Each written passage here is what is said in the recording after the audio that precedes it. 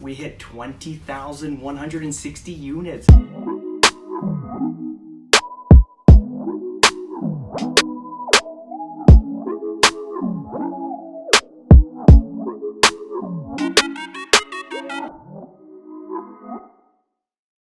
Good morning, Steven Zalunardo here with Remax West Zalunardo Associates. The inventory count. Guess what? We hit 20,160 units as predicted.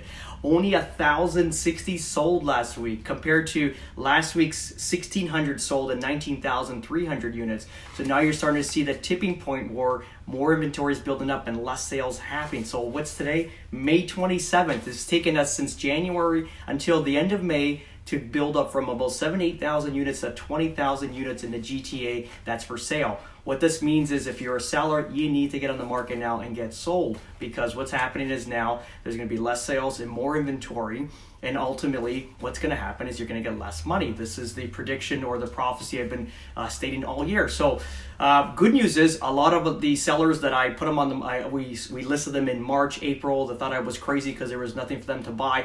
Now they're going to capitalize, because what's happened is we sold their properties. We have a long extended closing. I pushed all my closings out into July, into August, and now we're going to capitalize. Why? There's going to be a ton of inventory. We're going to be able to negotiate. So I hope the sellers that thought I was nuts and literally, but then put their faith in me and ultimately for the buying power coming true right now. Hope you praise my give me praises later. But all good. So that's cool.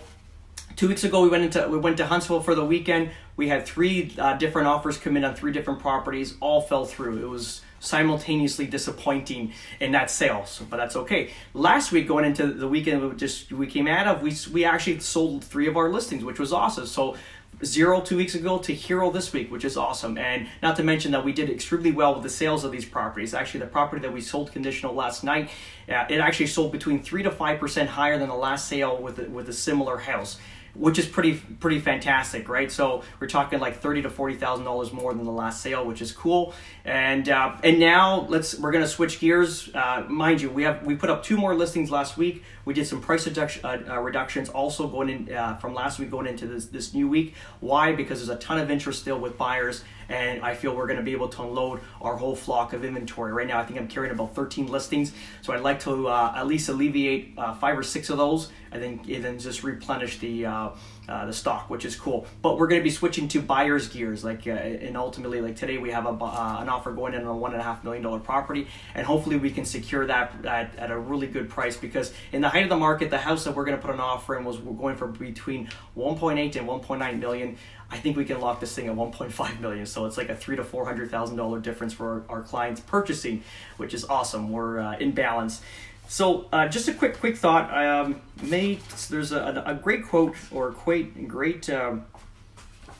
great paragraph on May 24th written by this Napoleon Hill book that I'm reading. It says, good intentions are useless until they are expressed into appropriate action. And I truly believe this. It says, it reads, the good intentions may be an appropriate starting point for achievement, but they will go nowhere unless you follow through with action. Like my manager says, imperfection is perfection. Why? Because you're actually taking action, and that's going to go a lot further than just chatting about it. There's no point of trying to make everything perfect and then getting it going, because by that time it's already outdated and too late. It's better to release and improve. That's my strategy on everything.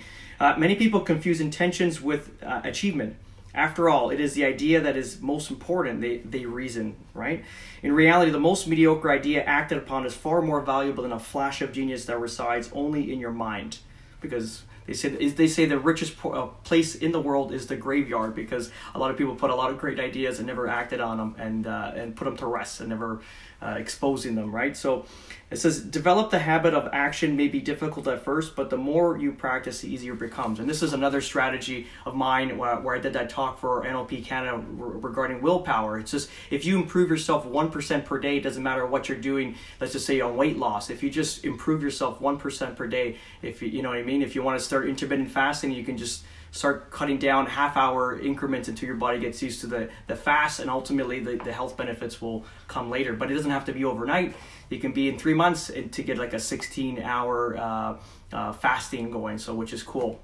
And that's it. So that's basically how we do it. And not only that, so if you improve yourself 1% per day in some particular part of your life, you can actually incorporate that same experience and power that you've built up with willpower and incorporate into other parts of your life that you want to succeed in. So that's pretty much it.